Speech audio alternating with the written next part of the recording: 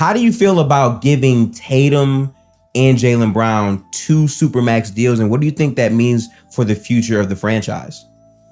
I personally am fine with giving Jason Tatum a Supermax. Maybe it's the bias, but I feel like this dude has top 5 player potential.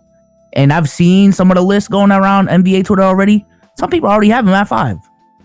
So when you have that player on your team at age 25, 26, and let's not even talk about marketability and all these other things. Like, why wouldn't you give Jason Tatum a Supermax, in my opinion? Now, Jaylen Brown is where it always got iffy to me, because when we think about a Supermax, and again, I need to preface this by saying I'm not saying Jaylen Brown is a bad player. He's not hating on Jaylen Brown, yo. Improve. Yeah, I'm not hating on Jaylen Brown, but just with the context of number one, you got to give 2 of them things. Not just 1, 2. With the context of the new CBA and with the context of the expectations of this team, I just felt like giving Jaylen Brown a Supermax was risky. Like, can we just stop pretending and acting like it was just such a win-win for the Boston Celtics? Like, it was risky. And with the new CBA coming up, I'm a big proponent of depth. I don't like what the Phoenix Suns are doing with just getting 4 stars and just finding scraps to fill out their bench. I was also one of the few people that when the Brooklyn Nets traded for James Harden was also not a big fan of that move, because I felt like they had really good continuity with their squad before the James Harden trade. And then once they got James Harden, they gave up a lot of their depth and didn't really fix any of their issues, specifically defensively. And now you're relying on these 3 stars who are injury prone, and it showed out in the playoffs.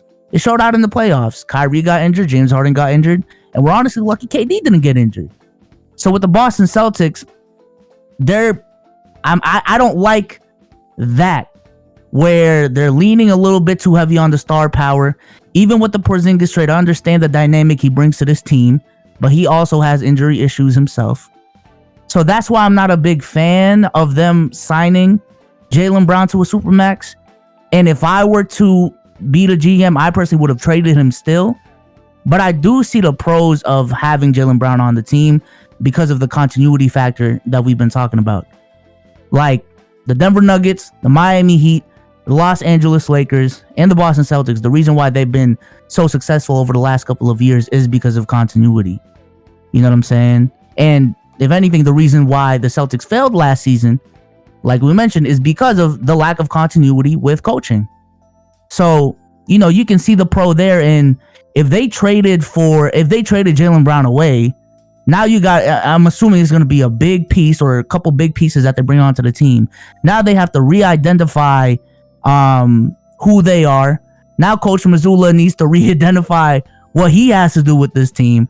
And now we're just back to square one with the same expectations of, y'all got to win a championship because you guys are the Boston Celtics and you have these certain levels of expectations. So, does that outweigh all the cons though? That's where I'm like, I don't know. There's still a lot of cons that I mentioned, but only time will tell. If we win a championship next year or the year after that, all these questions really don't mean anything because we won a championship. But if we don't, then we're going to look back and say, yeah, y'all should have traded this dude and look to win now more because you have this 2 to 3 year championship window and y'all wanted to play silly and try to have a longer championship window with Jaylen Brown and Jason Tatum instead of just trying to win one in the next 2 to 3 years. It's kind of like with the Lakers. Like, would they have had a longer championship window with LeBron and keeping Lonzo, Brandon Ingram, and potentially Zion if they ended up with him? Maybe.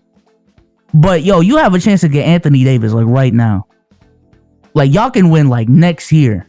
And I find it funny because I ask Lakers fans this all the time, like, would you rather have, be good for the next 6 to 7 years if y'all didn't trade for AD hypothetically, or, get AD, won that 2020 ring, but after 2024, you guys are buns for the next 5 to 6 years after that. And every single time they say, I'd rather have that bubble ring. Like, I'd rather have that ring over anything. So that's where I'm at with the Jaylen Brown situation, to be honest with you.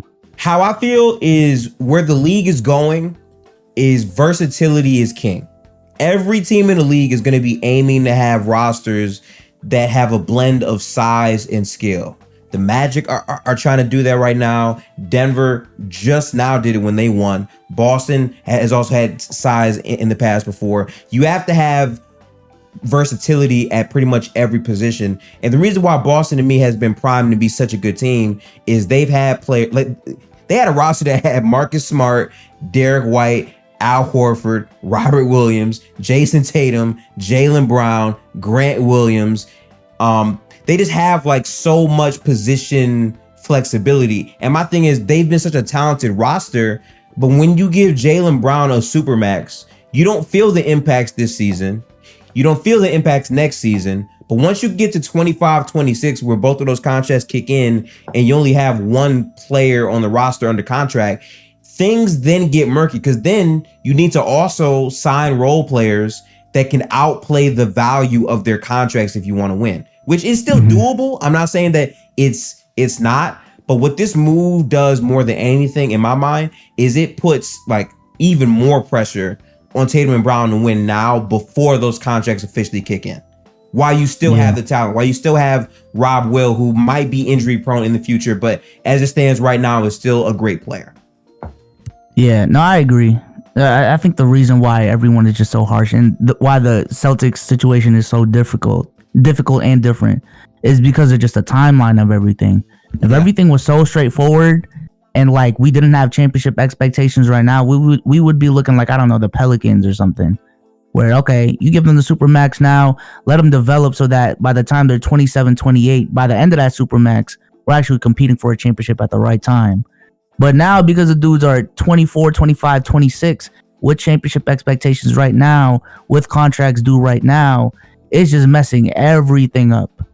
It's hard. It's not easy. Yeah. Like people have to stop acting like it's such an easy thing. Me personally, I would have probably leaned more on the side of trading Brown, because in my mind, like, I think Jason Tatum is so good of a player that I think just having flexibility around Tatum, where maybe some other star player wants out, like, you now have roster flexibility. But it's so easy to say that on paper. If you look at the deals out there, the only deal that people really liked, I think, was like the Dame trade. And even then, even making that move has complications for your roster. So I do understand Boston saying, we need to trust our continuity. If we're going to win or lose, it's going to be with the players that we drafted. We are going to develop Jaylen Brown more and fix his flaws around Jason Tatum, and even fix his flaws too, and potentially win that way, which I do respect. Because I'll be honest, Souls, in this year's playoffs, I had a lot of questions, right? Like going 6 games with the Hawks, seeing Trae Young win one game without DeJounte Murray, it was really surprising. And then going 7 games with the Sixers, who game 1, James Harden looked like he was going to be a man on a mission.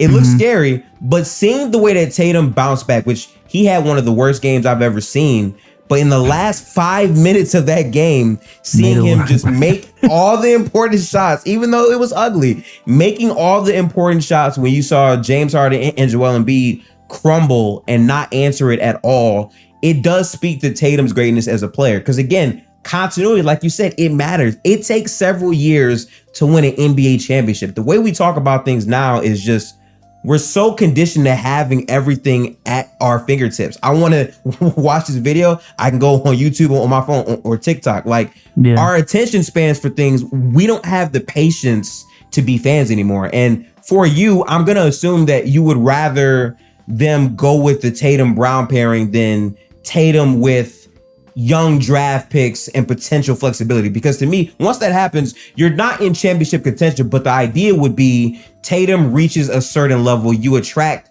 a certain player, and then in the next 3 to 4 years, you then would be. Which one would you rather have? I'd rather go the Jason Tatum and Jaylen Brown route and just, hey, we already got something here, let's try to maximize it.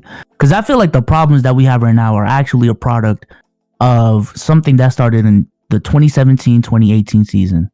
All right, when we got Kyrie and when we got Gordon Hayward and when we signed Al Horford the season before, I think that was a push to like, okay, let's try to win now. All right. Point. And then the Brooklyn picks ended up being what they were, and we kept them. So now we're in this weird situation where we're trying to win now, but we're trying to have the longest championship window as much as possible, which we're low-key seeing. We honestly might have the longest championship window out of any franchise in a minute.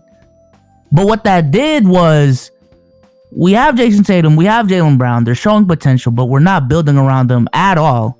We really only started building around them 2 years ago. But then we have this core of Kyrie, we have this core of Gordon Hayward and Al Horford who sign on to this team to win a championship, and we're not maximizing that championship run. I remember the talks back then. We were in talks for Jimmy Butler. We were in talks with Paul George. Yep. We were in talks with DeMarcus Cousins. We were in talks with Anthony Davis. I think Anthony Davis was the biggest one in my opinion. AD was the biggest one, yeah. AD was the biggest one in my opinion. But we never took that jump, and now we were left with essentially wasting that Kyrie era, in my opinion. And I know the Warriors were the super team, and if some of those players even came, would we even beat them? But in hindsight, or we could have been the 2019 Raptors, and it's unfortunate, but like capitalized off of some of these injuries that happened. And we could have went off with that one ring that justified every single thing that we did, regardless of Jason Tatum and Jaylen Brown panning out that the way that they did. So I feel like that's what's crazy about basketball too. Like one championship ring makes everything worth it. It don't matter how you get it and you're good. Hey, the Celtics and this is the crazy part. The Celtics out of every fan base knows this. We have been milking that 08 ring for the last 15 years. Oh, God. Doc Rivers been using y'all. That's a fact. Doc Rivers has extended his career for 15 years because of that 08 ring. It just ended this week. Now he's going to be commentating. So it's like, all right, bro, like, what are we doing? So that whole idea of Jason Tatum and young draft picks to me is just a repeat of history. Like, okay, now we got this superstar that's trying to win now, and because of how y'all are surrounding him, he's probably gonna leave because of this, because he just wasted 3 years of his career. And then we're gonna have young assets that we're not gonna be able to build around properly because we have Jason Tatum, who's a top 5 player in the league and has a supermax. So in my opinion, listen, man, let's just pray to God Jaylen Brown actually develops. Pray to God, Coach Mazzulla figures out that scheme and we win one in the next 2 years. Because even with the questions that you brought up, 3 years down the line, again, all of that stuff is null and void if we win one in the next 2 years.